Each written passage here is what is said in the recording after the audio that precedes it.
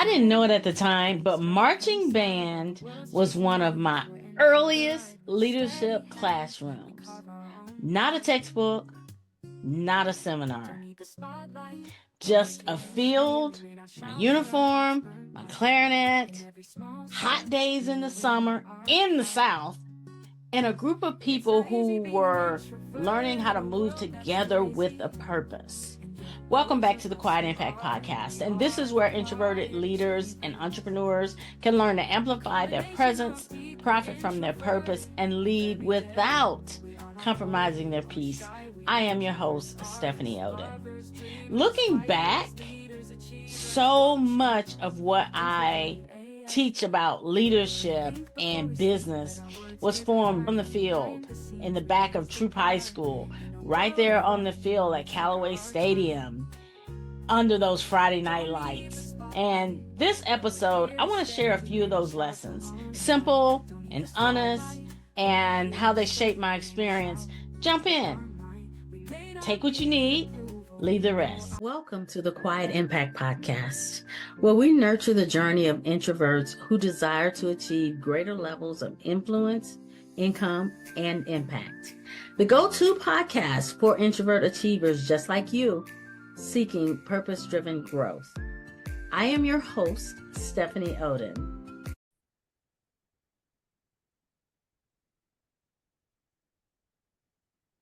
We're not shy, timid, or needing to be fixed. We're an introvert, and that is our superpower. Introverted AFF. Absolutely fabulous and feisty. It wasn't in a seminar or a textbook. It was those high knees between the lines on that field and marching band that taught me some of my first lessons in leadership and business and I didn't even know it at the time.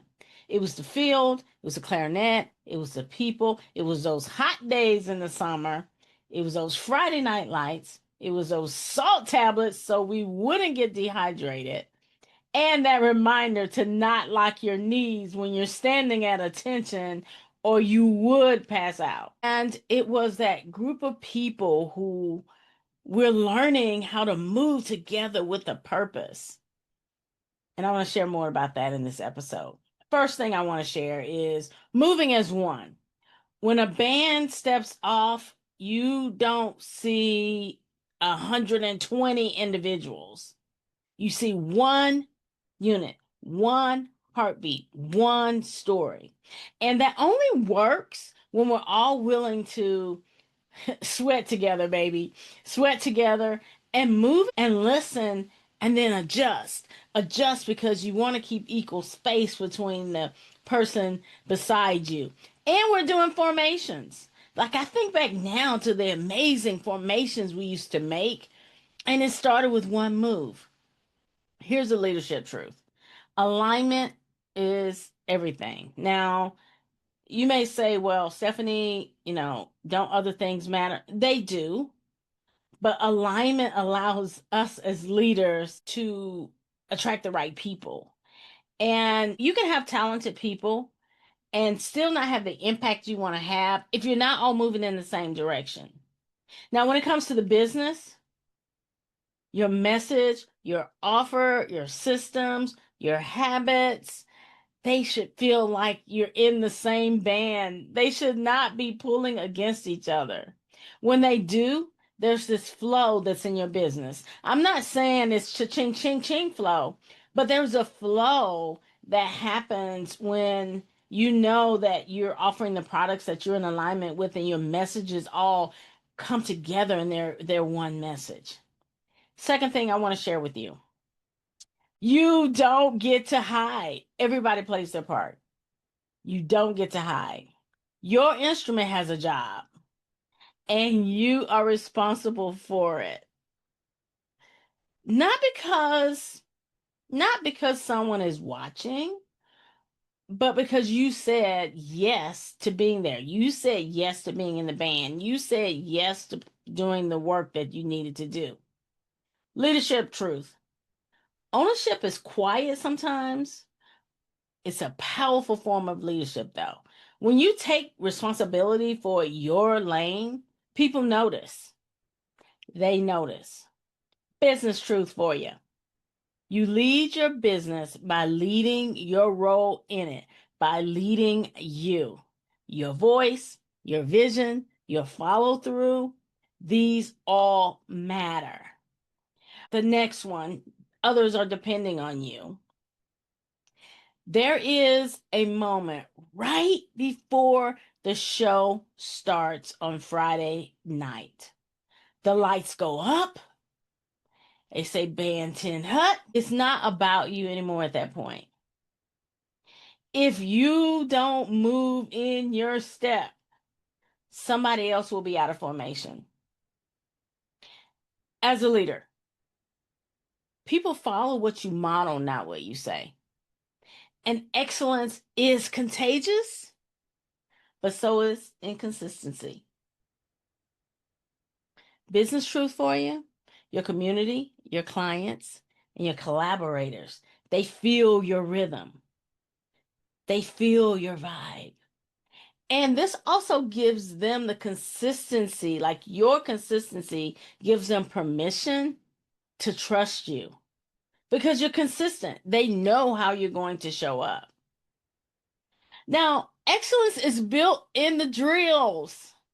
I know, knees up.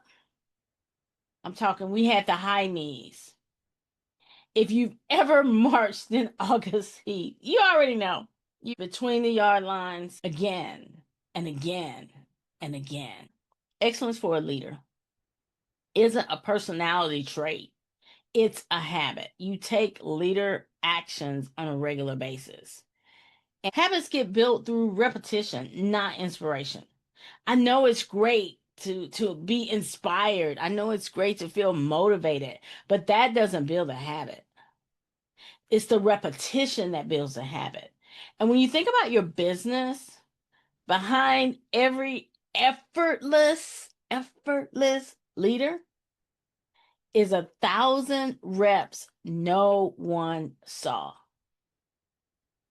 Number 5, finish no matter where you start.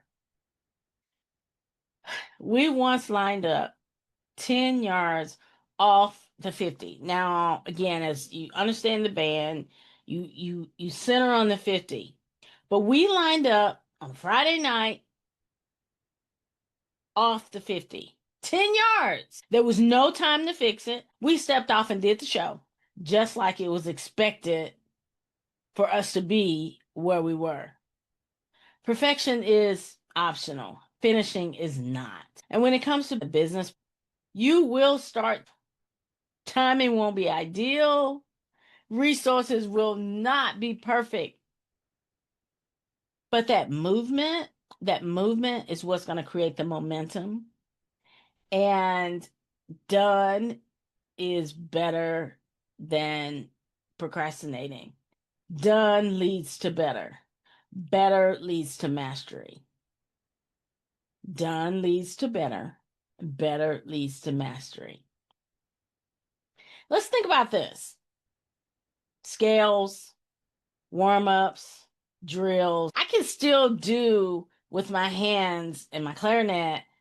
The may not have the best quality, but I still have the muscle memory to do the chromatic scale. Repetition creates memory. You repeat it until your body simply just knows. It just knows what to do. When it comes to your leadership, your repetition builds confidence.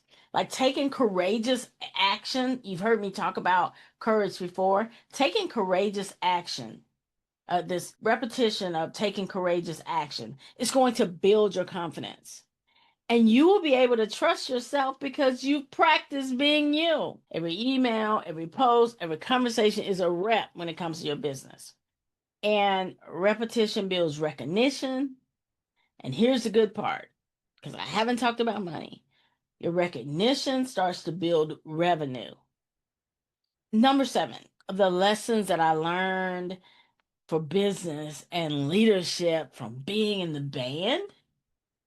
Connect with your why every time you step on the field. There is nothing like it. I've described it a little bit, but there is nothing like that feeling when you step on the field and the stadium lights hit you. That experience that I had in high school, that same experience carried over when I marched in the band at Auburn University. The crowd rises, the music starts. In those moments when I was on the field, my whole body remembered why I love this. When it comes to being a leader, your purpose fuels your presence. Write that down. Your purpose fuels your presence. When you connect to why you're doing this, every time it will fuel your purpose for your business. When you connect with your why, your marketing is less stuffy, less like sandpaper. Your voice strengthens and your decisions are quicker and they're sharper. And what I've learned for myself and also for my clients that I work with is when they really connect with why they stepped on the field, why they're doing what they're doing, the purpose makes their leadership believable. People believe them. That's not saying that every relationship and encounter and interaction will lead to a business transaction, but you will be believable. And that matters. Believable is referable. Believable means I see you, and when I need or if I have a need, I might just take you up on that offer. I might just be back. Number 8, last one I want to share with you. Small groups create big impact. I play clarinet, first chair, so I got the high notes. Then there was the middle range. Then there was the lower range. All three were necessary. Completely different lanes. Completely different lanes.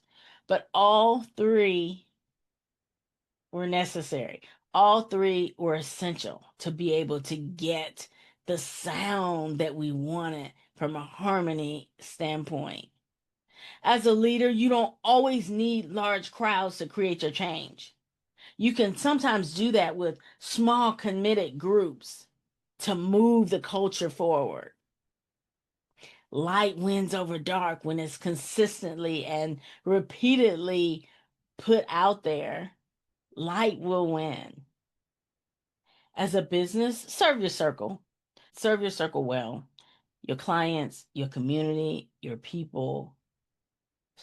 Small can scale.